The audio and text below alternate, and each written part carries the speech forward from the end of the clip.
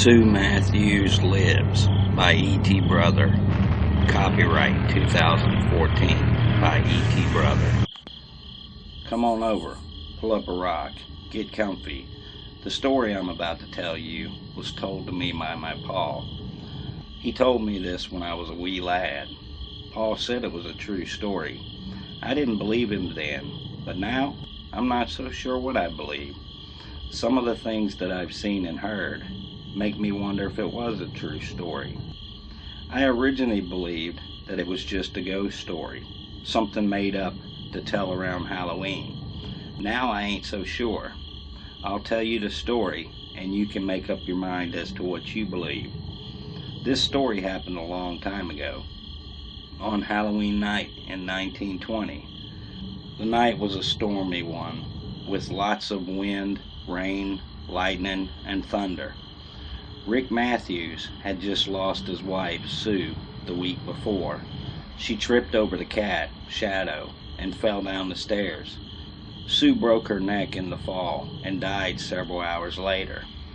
That was a real tragedy. She was so young, only 19 years old. Rick was heartbroken, which of course was to be expected. They had only been married about 6 months. He was taken by great sorrow and sadness. Sue had been buried, but Rick dug her up and brought her to the house. He wanted her back, which was sort of understandable because they had been newlyweds. Rick contacted and hired an old gypsy lady that was in the area. Her name was Lady Talitha. She could contact the dead, according to her anyway. Rick hired her to contact Sue from the great beyond and try to bring her back. Rick also talked to his brother, John, who happened to be a doctor. John was no ordinary doctor, though. He worked in an insane asylum, and he wasn't quite right himself. Some folks had begun to call him Dr. Death because his patients had a way of dying. No one had any clues as to why the patients were dying. There weren't any investigations into the reasons. The patients were just buried. If this occurred now, the bodies would be autopsied to find out the reason. But that didn't happen as much back then, especially not when the deaths were occurring in an insane asylum. No one much cared. That was just the way things were back then. Anyway, back to the story. John agreed to try to bring Sue back. He grabbed a few women that were of the same age and build as Sue had been. The women were from the insane asylum. John filled out death certificates on them. As far as anyone knew or cared, the women were dead and buried.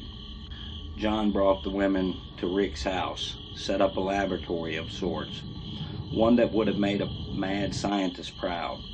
It would have made Dr. Frankenstein proud. This story sort of resembles that story, to a degree anyway. That was what made me believe that this story was make-believe. It makes you think of Frankenstein. John began by opening up the women's heads. While they were still alive, he began to perform experiments on the women. Meanwhile, Lady Talitha contacted Sue's spirit, brought her back from the great beyond, then began to work with John to bring Sue back to life. They finally accomplished the unthinkable on Halloween night in 1920. Sue Matthews opened her eyes. She came back from the dead. John had replaced some of her parts that had been broken in the fall, and he had replaced her brain to bring her back. Rick was there. He was so happy because his wife was back. She was alive. That happiness only lasted for a moment, though, because when Rick moved to the table, Sue broke his neck, then threw him to the side. Rick died almost instantly, which was fortunate for him. Although Sue looked similar to what she had before death, she was no longer the same. Sue was in the body somewhere, but the brain that was running Sue's body was no longer hers. The brain was that of an insane woman, a woman that had been driven mad by the experiments that Dr. John Matthews had performed on her. Sue broke the straps holding her to the table, then got up. John saw what was happening. He turned and escaped. It was a close thing, though, but he got away with his life. Lady Talitha had her back to Sue when Sue broke Rick's neck, so she missed what happened. She would escape with her life, but she wouldn't escape with her sanity. When Sue broke free from the table, she went after John Matthews. He was the one that had driven her mad. She wanted revenge. Dr. John Matthews escaped and decided a change of scenery was called for. I understand that he ended up at another insane asylum, Pleasant View Insane Asylum, where he lived and worked until 1925. I don't know any of the details, but he was killed in 1925. From what I hear, he had continued to perform his insane experiments on patients, and it cost him his life, but that's neither here nor there.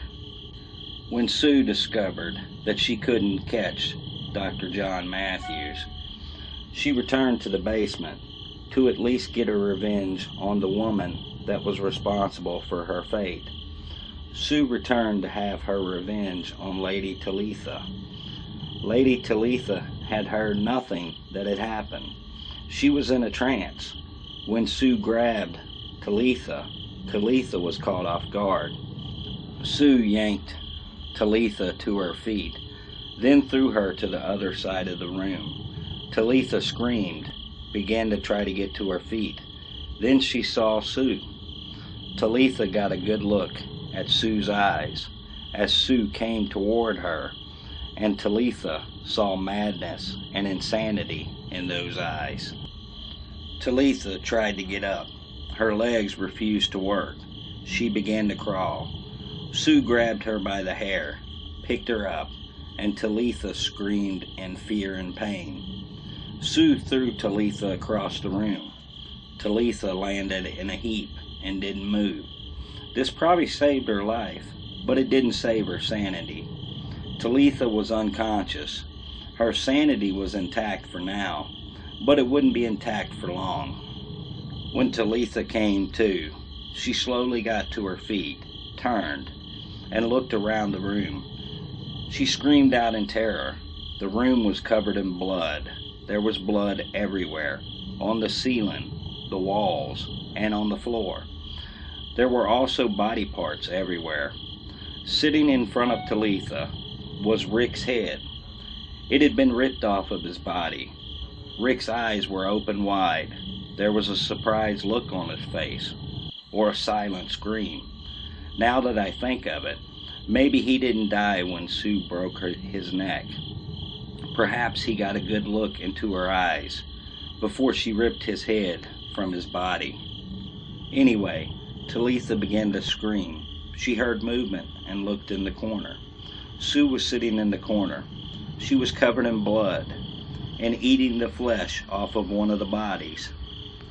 Talitha's sanity fled, and she ran from the basement.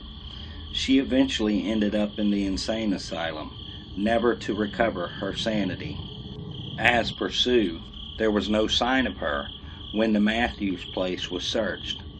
Some believe that Sue still lives. There are reported sightings of her from time to time, a raving mad woman, a wraith. Since that night, there have been lots of unexplained deaths in the area, in the woods that surround us. There have also been lots of people that entered the woods sane, but came out of the woods insane. Many believe that those that come out of the woods insane met up with Sue and got a good look into her eyes. There is a little rhyme about Sue.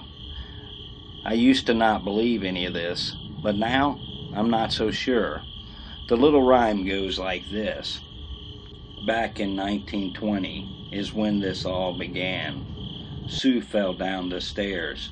She tripped over the cat. Sue broke her neck and died a horrible death. Rick, her husband, overcome with sorrow, had to have her back. He dug her up, hired a gypsy lady, and an evil doctor to bring her back. Sue came back on Halloween night in 1920. There was no happy reunion, though. Rick didn't survive. Sue snapped his neck. Then he lost his head. Sue is thought by most to still live and walk about in these here woods, looking for revenge against the evil doctor. Pray you never meet with Sue, because you will either meet the Reaper or your sanity will depart if you look into her eyes. That's the story of Sue Matthews. She came back looking for revenge. I guess she wasn't the one looking for revenge exactly. It was the woman that lost her mind to bring Sue back. It's hard to say for sure, but what is certain is that you never want to meet up with Sue. I understand that the 3 women that were murdered to bring Sue back return as well. At least their ghosts return. Do any of you hear that? It sounds like the rhyme that I just told you. It sounds like women chanting that rhyme. Also, it sounds like someone jumping rope. That is a pretty distinct sound. Where's the sound coming from? It sounds like it's coming from the edge of the woods, right over there, where the glow is coming from. I don't know about you, but to me this seems like a fine time to leave. I don't know what that glow is, and I really don't want to find out. Let's say we get out of here and call it good. I had a few more things that I wanted to say, but they weren't all that important anyway. That glow makes me pretty nervous. It might be the ghost of those 3 women, and if they're around, then Sue may be around as well. I really don't want to meet Sue. I have no interest in meeting with the Reaper tonight, and I like my sanity just as it is. Uh-oh. We may have stayed just a little too long. What was that noise? It was right behind us. Did you feel the breath on the back of your neck?